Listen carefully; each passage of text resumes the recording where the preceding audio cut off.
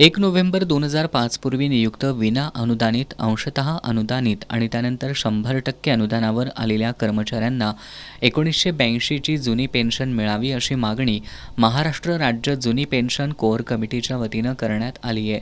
या मागणीसाठी संघटनेनं शिक्षण उपसंचालक कार्यालय परिसरात आमरण साखळी उपोषण आंदोलनाला सुरुवात केली आहे. कार्याध्यक्ष सुदेश जाधव यांच्या नेतृत्वाखाली हे बेमुदत आंदोलन सुरू असून आज आंदोलनाचा चौथा दिवस आहे.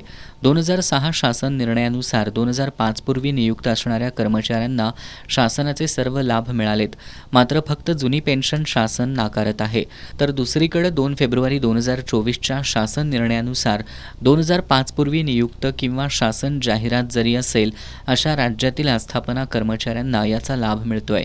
याची संख्या जवळपास 18 लाख आहे. तर मग शासन 26,000 कर्मचाऱ्यांबाबत दुजाभाव का करत आहे असा सवाल संघटनेनं उपस्थित केलाय. त्यामुळे पूर्वी नियुक्त विना अनुदानित, अंशतः अनुदानित आणि त्यानंतर 100% अनुदानावर असलेल्या खाजगी प्राथमिक आणि माध्यमिक शिक्षक तसंच कर्मचारी यांना 1982च्या जुन्या पेन्शन प्रमाणे पेन्शन मिळावी अशी मागणी करण्यात आली आहे.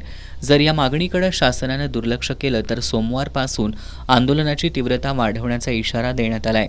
दरम्यान या आंदोलनस्थळी शिक्षक आमदार जयंत असगावकर यांनी भेट देत अर्थसंकल्पीय अधिवेशनामध्ये याचा पाठपुरावा करू असं आश्वासन दिलंय. यासह शिक्षक नेते SD लाड, दादासाहेब लाड यांनी सुद्धा भेट देऊन पाठिंबा दर्शवला.